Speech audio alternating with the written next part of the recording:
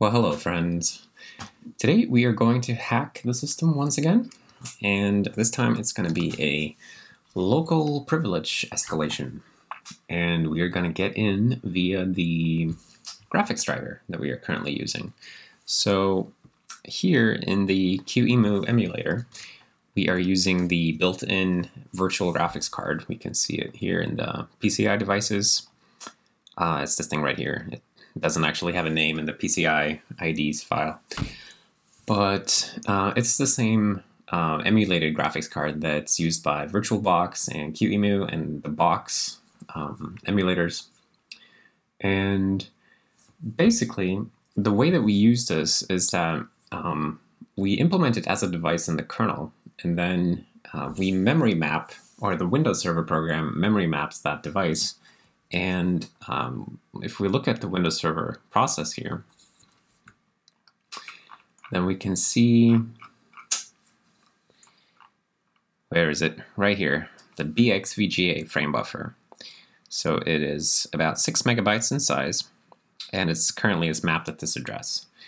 And the thing is that, and I just realized this before starting making the video, so the thing is that we can change the resolution, right? And the resolution just updates.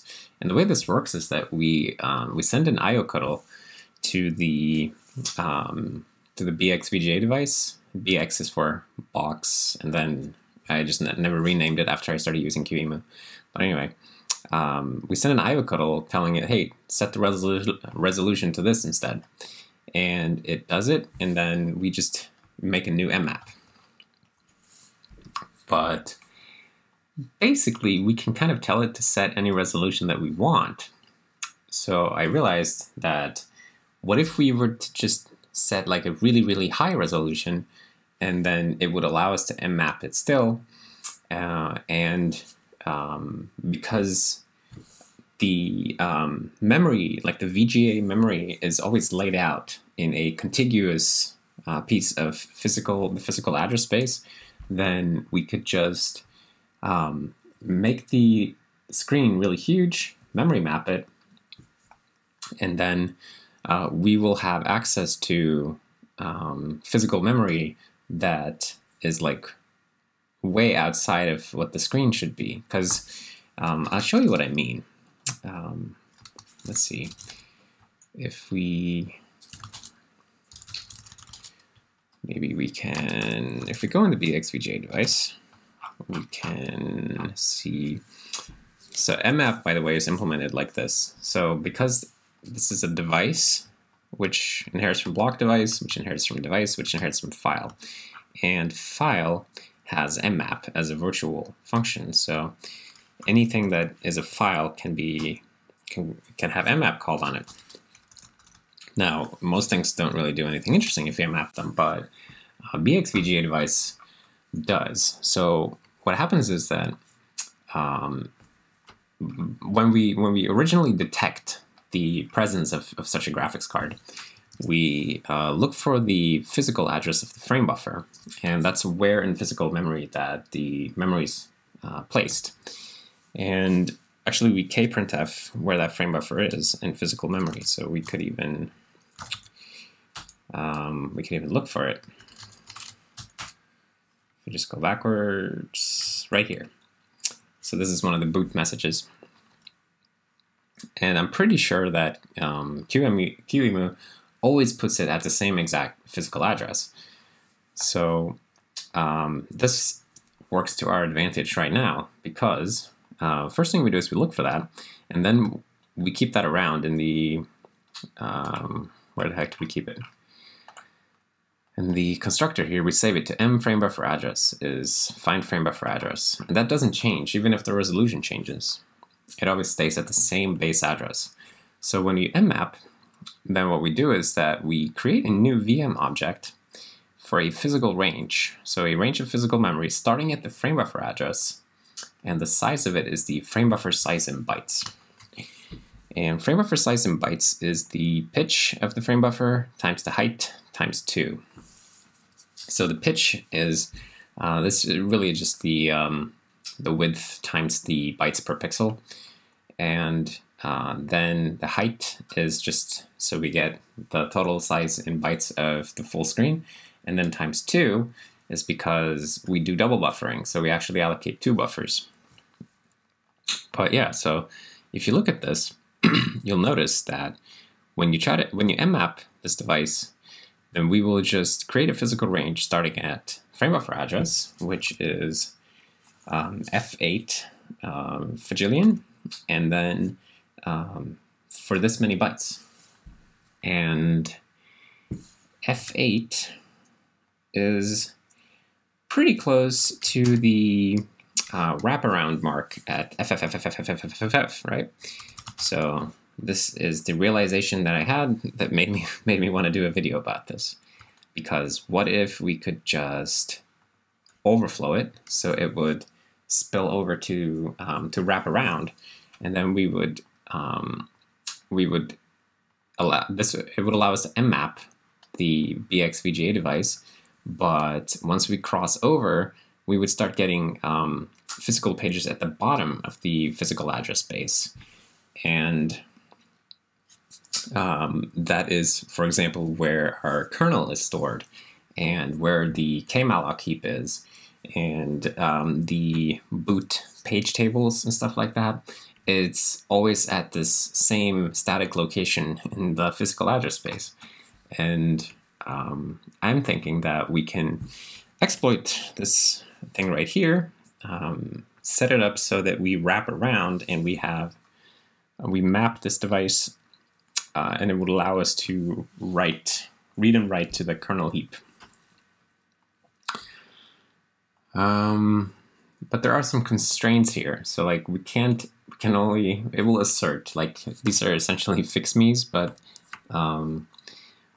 we can't map it at any other offset than 0 into the BX-VGA device, but I think that's okay. And we have to map exactly as many bytes as the BX-VGA device thinks it has bytes for the current resolution. But I think we can work around these constraints here, because I don't like to modify the code when we're making these exploit videos. But yeah, so let's try to fashion a little program that will change the resolution, map the BX-VGA device, and then try to read some kernel heap memory to see if we're looking in the right place. So what do we call this? Evil CPP? Fresh. Evil. Boom. Okay.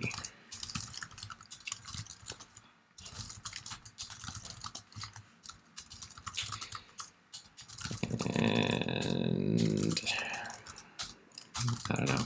We might need some more stuff, but this should give us some of what we need at least. So first thing is we'll open up dev FB0, that's the frame buffer device, and we'll open it for reading and writing. And if that doesn't work, we will just fail right away. And then we will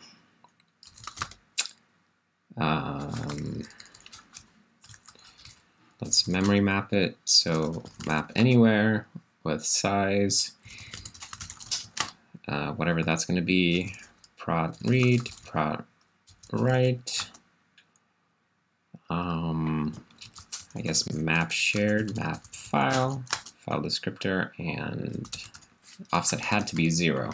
And size in bytes, we're also working with that constraint there that if it's not exactly the frame buffer size in bytes, then we will assert. So we need to pass in these things. We can't even call it exactly that. And what is that calculation? Where did you go? Here you are. So it's the pitch times height times 2. Okay, so then size t is going to be height what? Like 1,000. I don't know. Wait, let's use a number machine. So we were at, what was the physical address? BXVJ, it was like F8 something, right? Yeah. So this is the physical address of the BXVJ frame buffer. And how far away from the wraparound mark is that? It's that many bytes. So in megabytes, that's 128 megabytes exactly. So I guess what we want to do is, so the bottom of the physical address space looks like this. So the first megabyte is ignored. Like that's some stuff is there, like the BIOS is mapped in there, and the VGA text mode buffers and stuff like that. So we just leave that part alone. And then 1 megabyte through, I think, 3 megabytes is the kernel image. And then 3 through, oh, I have to cheat and look in kmalloc. Kmalloc starts at 4 megabytes. Okay, do I have this memory map somewhere? Because, oh man, we used to have a memory map, but it got out of date once again, so I got rid of it instead of updating it. But basically, I guess this is how it looks like, kernel image, and then this is the kmalloc heap. Kmalloc heap starts at 4 megs, it's 3 megs large, and then kmalloc eternal starts at 2 megs. Oh shit, okay, so I'm totally confused. So this is what it looks like. Kmalloc eternal, and this is plain kmalloc.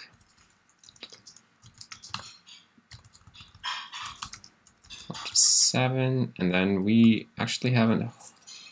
Oh yeah, right. And then 7 through 8 is supervisor physical pages, which is essentially like DMA pages.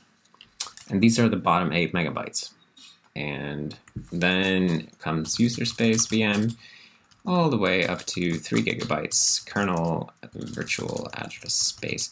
But actually, none of that matters, because everything from here on, because now I got into virtual space, everything above this mark is available for allocation in the physical page allocator. So these are the only hard-coded locations in physical memory. And these numbers there, or line numbers, are messing things up, so let's just have a little map like this.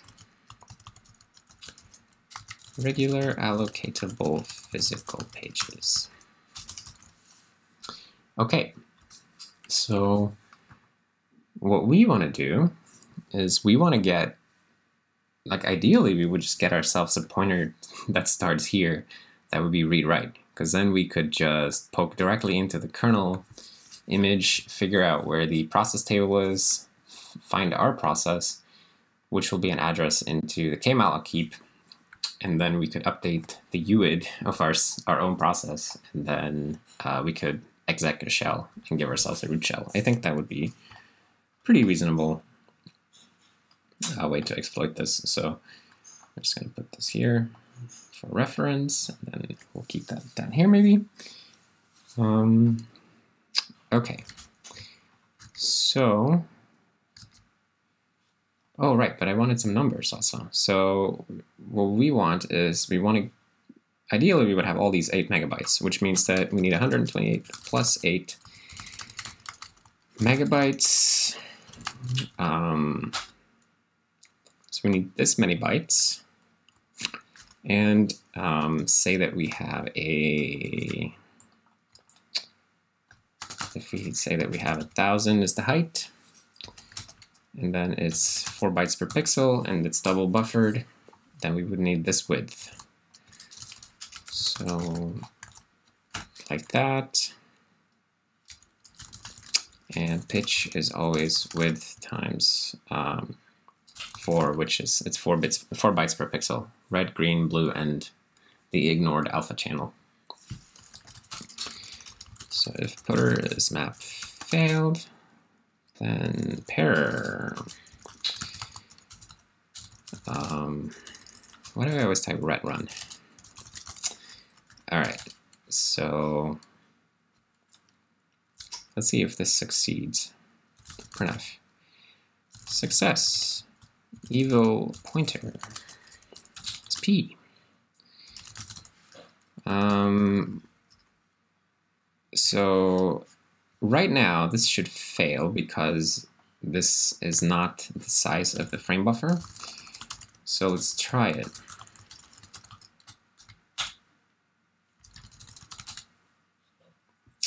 We should just assert in the kernel if we try to run this, basically.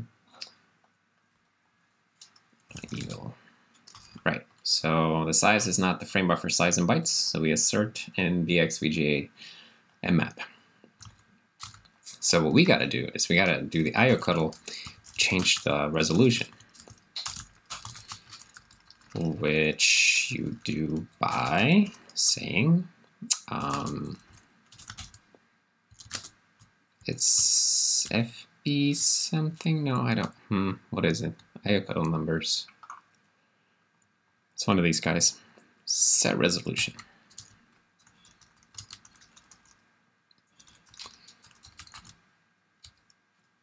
And we gotta pass in a FB resolution object. So maybe we can just make one right here. Okay, and if that fails, we'll pair IO cuddle.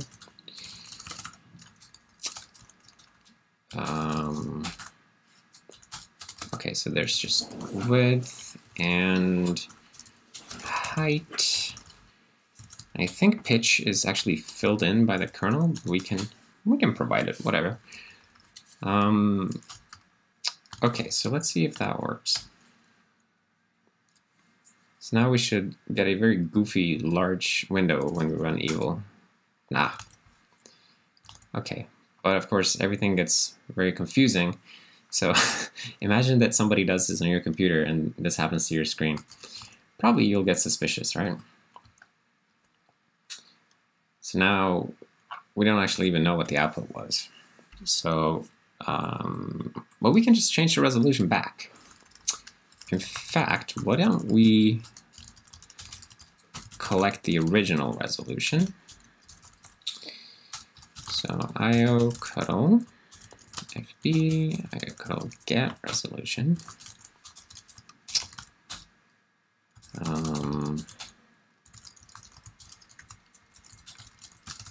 Okay, so now we have the original, and then we can just set that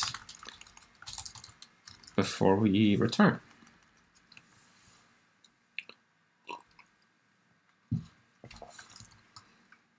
I think that could work.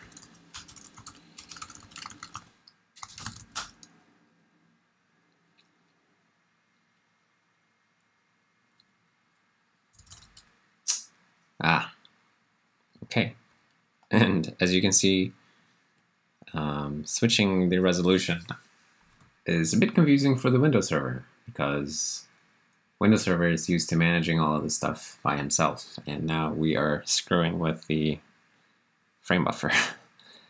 But yeah, we have a pointer, so I think this should basically be a pointer to the physical address space starting at F8 Fajillion. Which means that the base, the physical address 0 should be at this putter address plus 128 megabytes, right? So that would be putter 128 megabytes. Incomplete type of void. Oh, I normally do this. All right, so now we have that pointer, and then maybe we can read where Where is the process table? Processes in kernel Mac.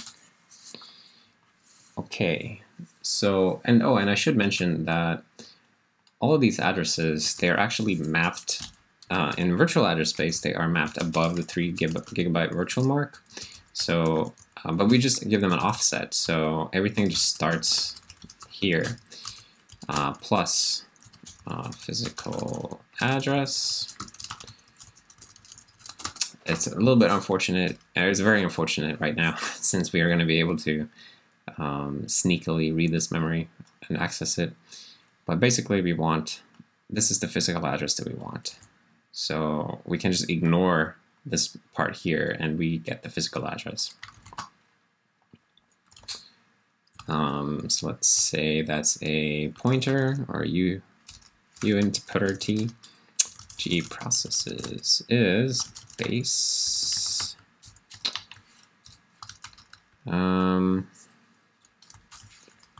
something like this, uinterpreter like that. Okay, and then let's see what is actually contained in there. G processes.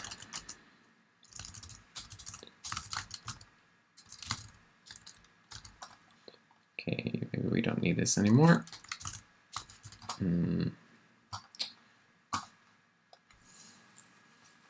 Stop being always on top. Oh.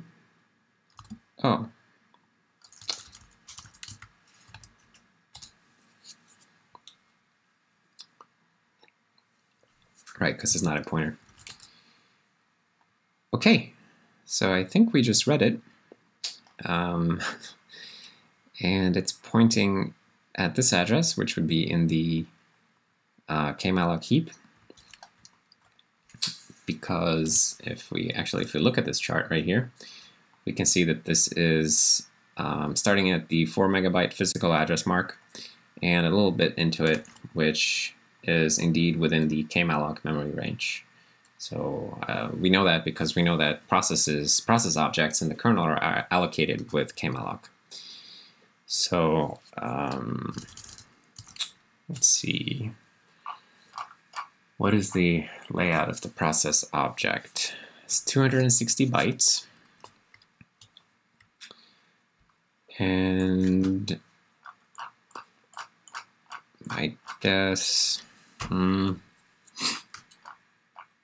wonder if there's a tool or something that will tell us the offset of each member. I don't have something like that on hand, so we can just cheat and can just, let's just make something that prints it out on startup. Offset of process M next. So let's see. Wait, offset of is not a thing. Process M next.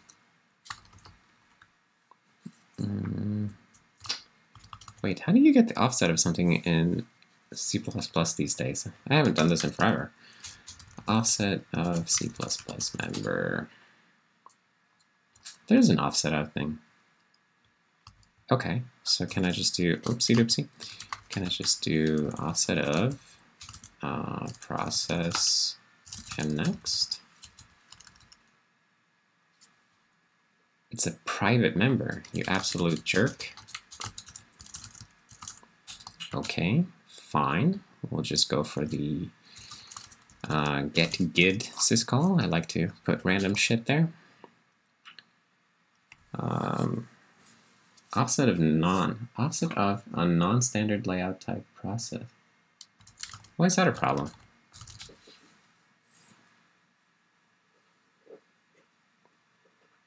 Because the processes are in an inline linked list, so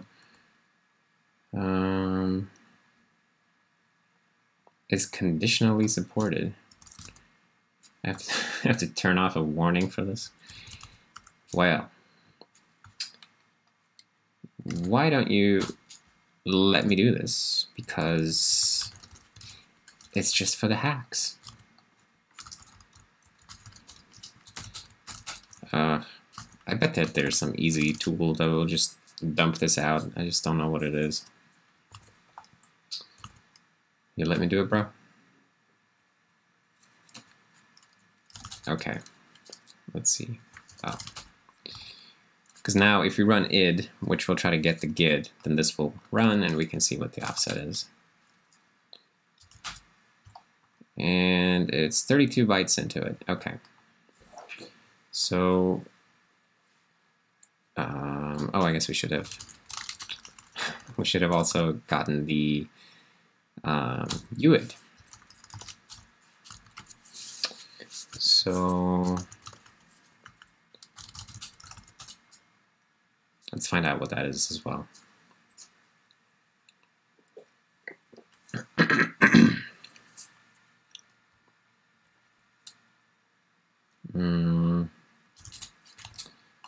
Okay, UID is at 44. Does that make sense? UID is here, next is here. Yeah, it probably makes sense. And oh shit, and we need PID as well. But we see PID is right before UID, so that'll be at 40 then. Okay, so let's go in our evil program and define a little process struct here. So like process. I wonder if we could have just included the kernel. Would it tolerate that? I feel like that's going to break the build massively, but I'm not sure. Let's see if it's possible to build.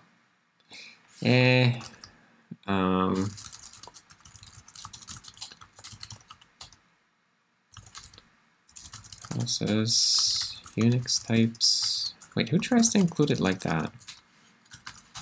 File system, you jerk. Maybe we can just fix this. It would be really handy if I could include the kernel or the kernel header right from here.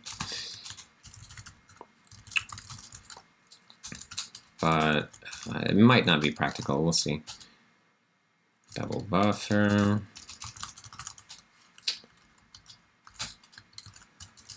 I've been meaning to do these anyway.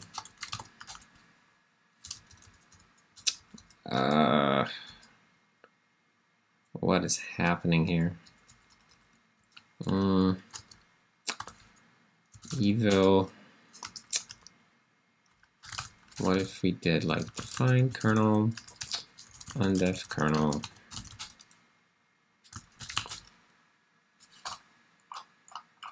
no,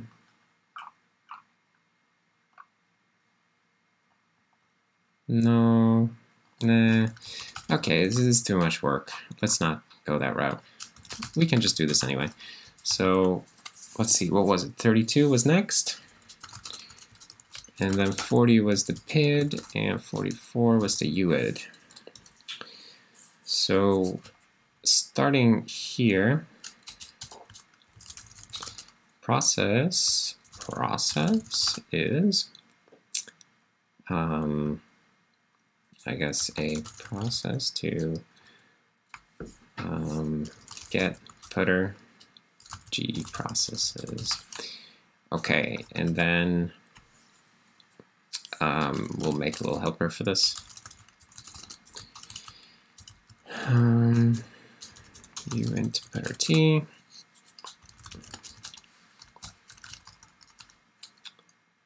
Turn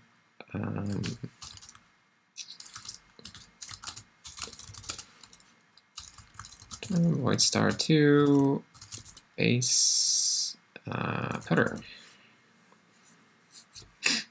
Like that. I think that could work.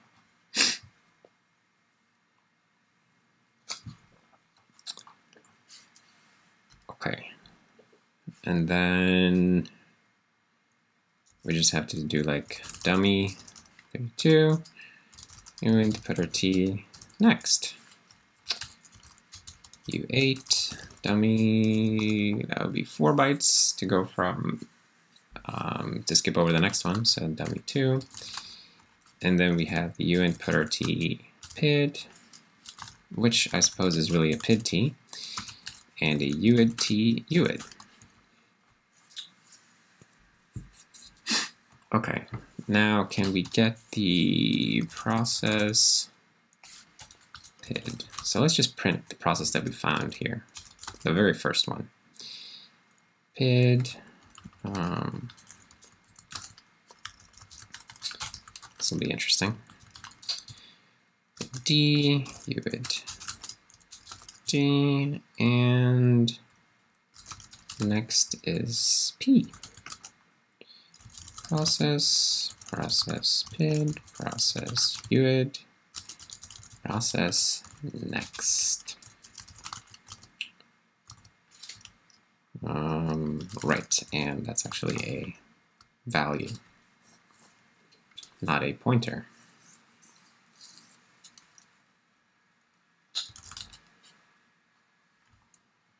Okay, now we died.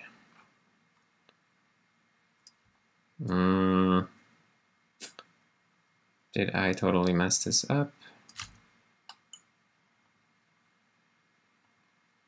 Get putter G processes.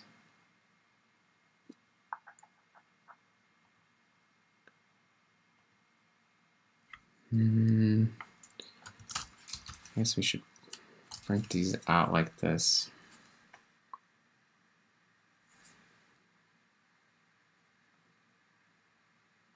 Oh shit! Right, yeah. Right. I forgot to strip the 3 GB prefix.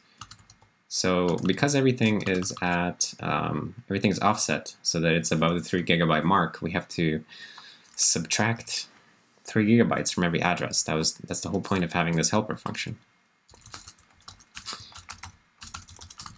There we go.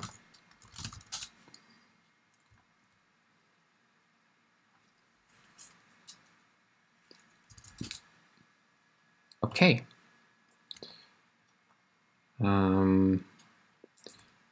This does not look super great.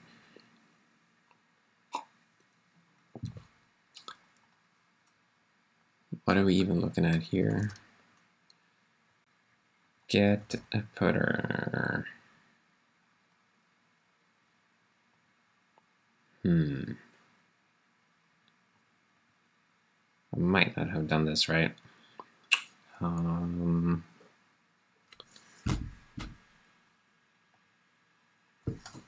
Let's see if things add up. So process inherits from inline linked list, which has no members, and weakable, which has 2 members. So this one is 4 bytes, and this one is 1 byte, but this one may pad out the next member for alignment reasons. So where's the first member even? I guess it's here, so this will pad. So we had 8, 12, 16, 20, 24.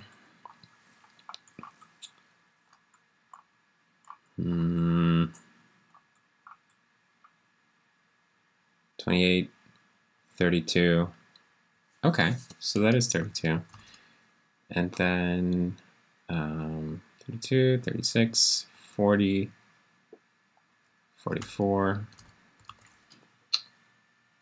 So 32, 40, 44. I feel like we had these right.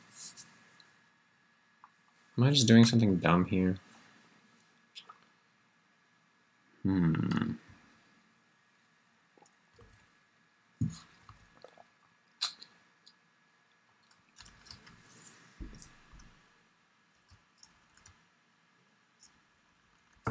Let's see. We were printing out the process address. That's that guy right there. And that's supposed to be, this is where the evil pointer is, but where's the base?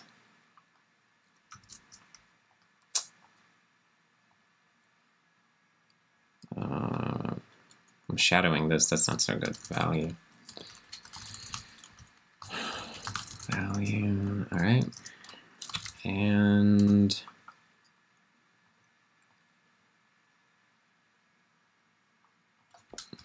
we can print out what the base is.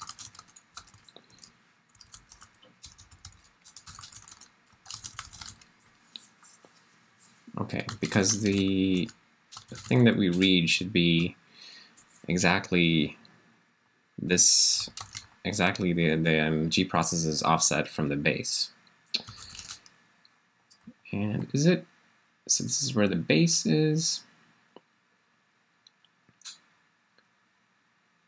And I guess that's basically this plus this is where we read from. But, oh, but, I'm being stupid. I'm forgetting that G processes is not the first process. It's an inline linked list. And an inline linked list starts with a pointer to a node. So we gotta follow that. Oh, no, wait, this is the iterator. Here's the inline linked list. It has these two members, so the head and the tail of the linked list. So we can just look at the head. So let's see. If we would read that address, there should be a process list, which should have a uint parity to a head, tail, I guess, and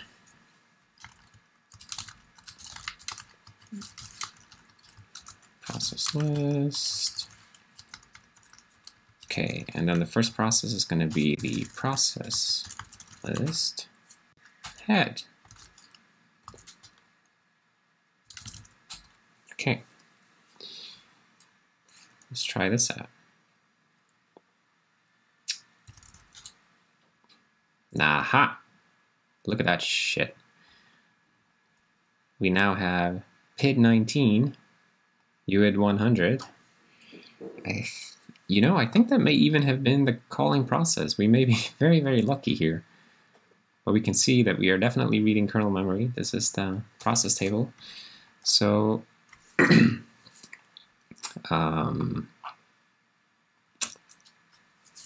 let's see. I guess if process PID equal to get PID, I can just print out. That's me. Okay, let us become root. So think, what if we just do process UID is 0, and let's become root. If that works, then we can, after we restore the resolution, we can execgal in sh,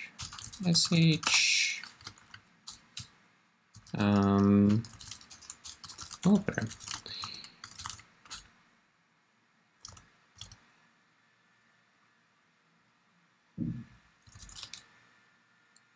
Aha! How cool is that? Okay.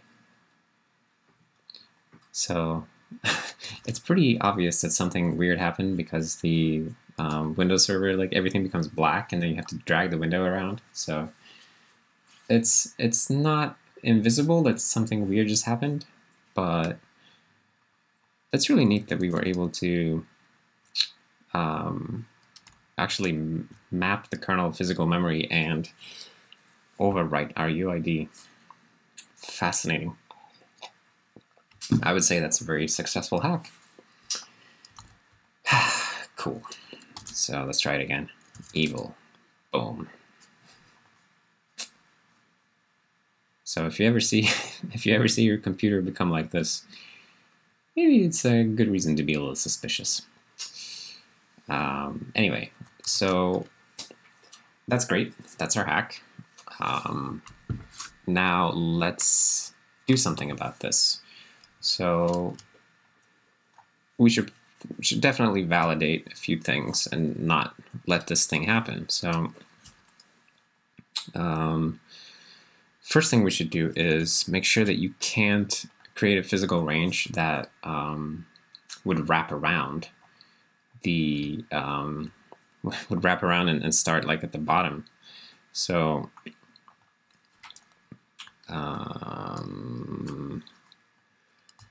this does not even have a way of failing, it seems like. Create for physical range. So we should teach this how to fail. Let me just see.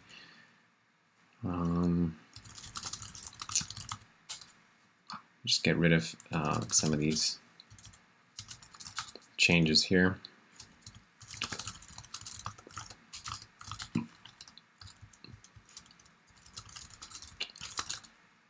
Kernel, tweak some include statements. It's not the most important, just getting it out of the way. So currently this function cannot fail. We should definitely allow it to fail. So let's make it return a ref footer. And then let's validate the range. So there's a whole bunch of functions like this that need to learn how to fail. Like look at this, create with size, never fails. Create with physical page does not fail. Although maybe this one should not fail, I don't know. But we definitely need to get a bit better at allowing these functions to fail. But we'll start with this one. So if pattern offset size is less than pattern, that means that it overflowed and return null footer. You can even say shenanigans. Create for physical range.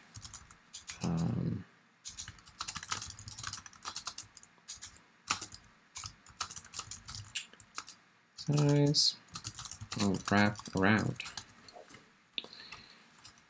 That's definitely shenanigans.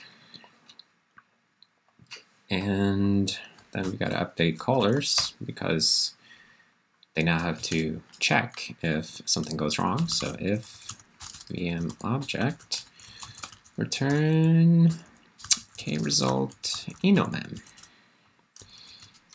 This seems very healthy. So, or actually here we know that it's non-null, so we can release non-null. Okay. And we'll do the same in this other, the multi-boot VGA device, which is very, very similar to the VxVGA, except this one does not support resolution changing. So it doesn't have this problem. But regardless, there we go, if that fails. And we also have a couple of functions here. So we just have to move this up. Release non-null. Auto VM object is that. If no VM object, return null footer. Okay, this seems very healthy. Very healthy changes. Okay.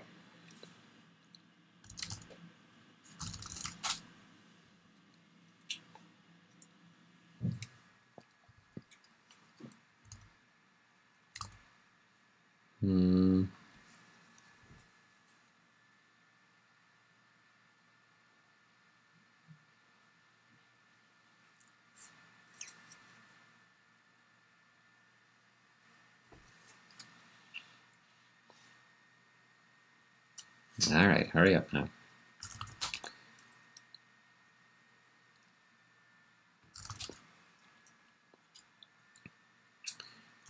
Evil. See now, the resolution change went through, but shenanigans. This would wrap around. So instead, mmap fails. It says out of memory when you try to do that. That's pretty good. I wonder if enomem is really the right input.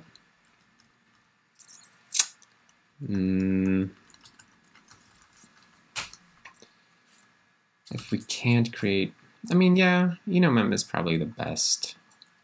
I was thinking like we could enval because it would be invalid to wrap around, but enomem works for me. Okay, so that has already thwarted the exploit. So I think we're going to commit that.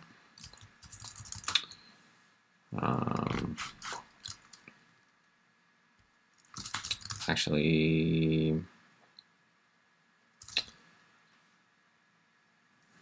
let me add. Let me make sure that I don't forget to commit this. So I'll put it in test kernel. This is where I put all of the little exploits I make anyway. Vga mmap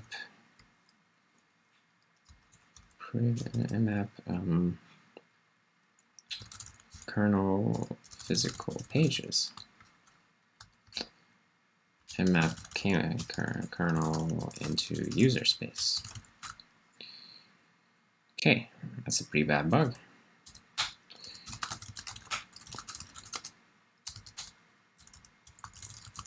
Kernel.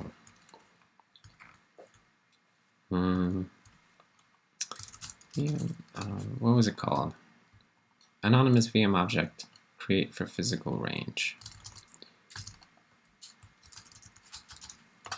Should fail.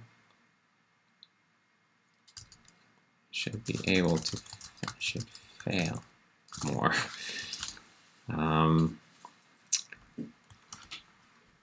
Previously, it was not possible for this function to fail. We could exploit this by triggering triggering an allocation, triggering the creation of a VM object whose physical memory range would wrap around the 32-bit limit.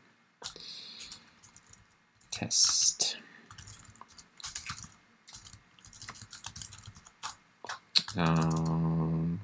So we'll say that.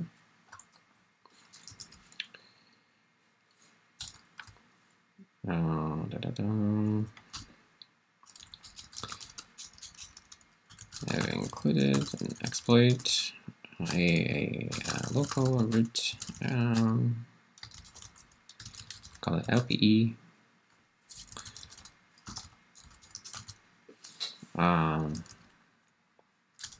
Well, we don't have to say too much. It was possible to map. It was quite easy to map kernel memory into user space and read-write it and read-write whatever you wanted into it. Okay.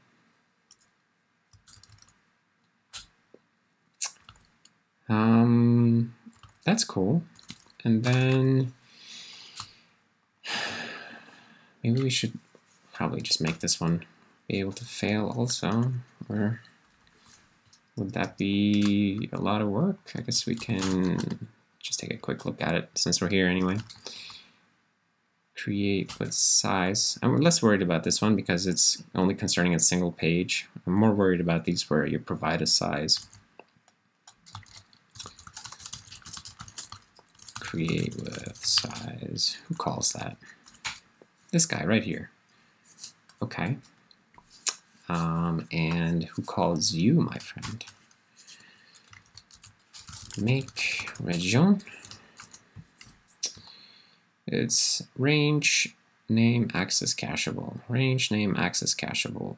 So it's we got two of these. This guy right here, create user accessible. And this guy right here, create kernel only. So I'm thinking, what if these two are very similar functions. What if we just make the, oh shit, but this thing can't fail either. Who calls this? This is getting too much. Okay, this is too much for this video. I'm not going to deal with this now, but we'll have to deal with it eventually. It's just a this will go into a rabbit hole here. So let's instead sanitize something else, like these resolutions that I was setting up, right? Clearly this is a very goofy resolution, 17825 by 1000. That's not a sane resolution. We should probably limit that somehow. So let's see if QEMU has some like maximum resolution that you're supposed to use anyway. We could cap that. Where did they put this? Display. Do we have max width? Something like that.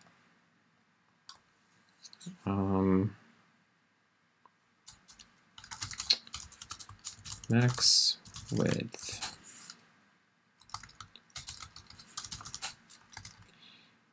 I feel like they're not really giving us something to work with here. Oh, no, wait, hold on.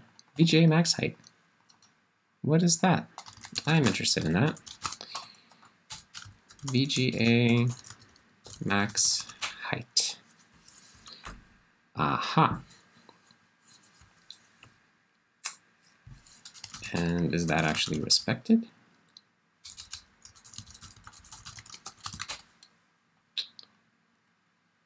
Here's the SVGA max height.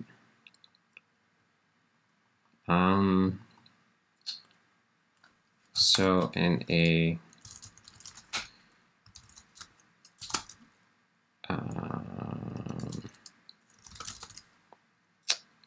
what am I thinking?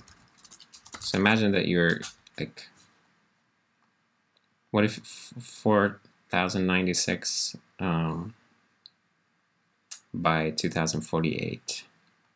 That's a ludicrous resolution. But I feel like we could say that like if you try to go above that, you're just being straight up silly. So yeah, let's. What is my current resolution? 1920 by. Okay, wait. Let's Google this on the internet. Let's Bing it. We never Bing anything. It's like 8K resolution. Is that a thing? Ooh, look at those numbers. Holy moly. So hypothetically, how much would that even be?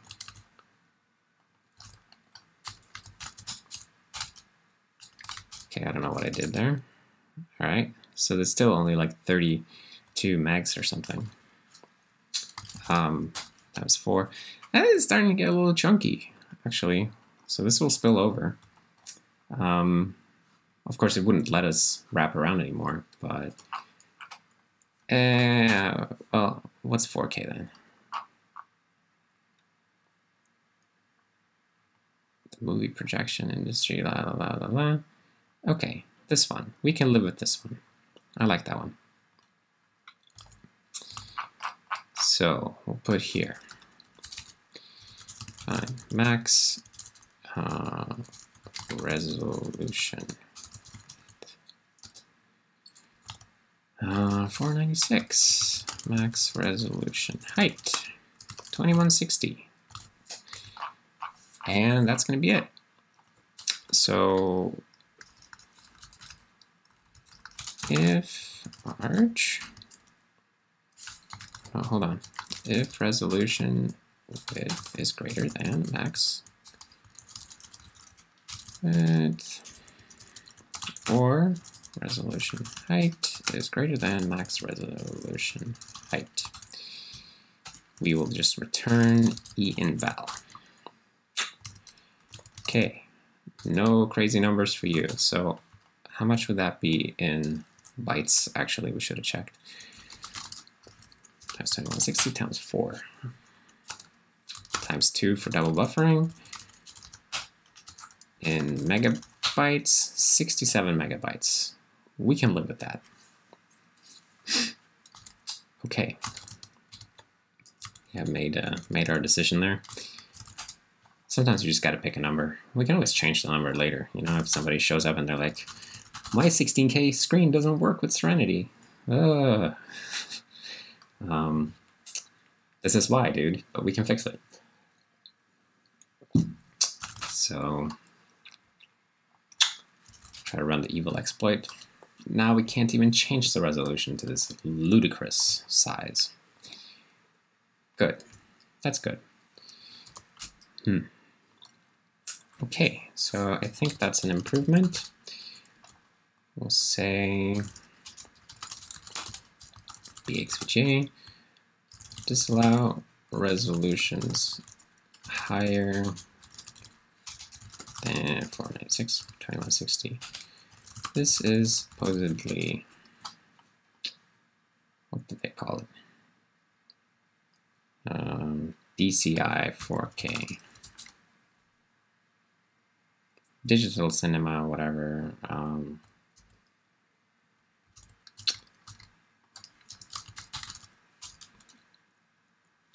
There's no sense in allowing arbitrarily huge resolutions, especially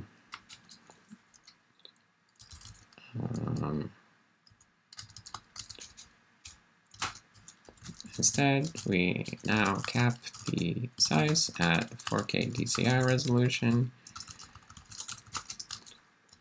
and we'll reject any attempts to go bigger with the inval. Yeah, I think that's fair. So BXVGA, what we normally say? No, is it BXVGA device? I've said that once before. Well, I like BXVGA for that. Okay.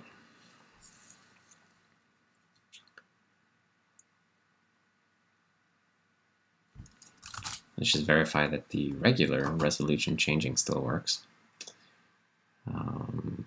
Where is it? Right here. So make it a little bigger. Bloop. Oops. Make it a little smaller. Bloop. The biggest possible. Still works. Okay. That is great. Great, great, great. And the exploit does not work anymore. What more could we ask for?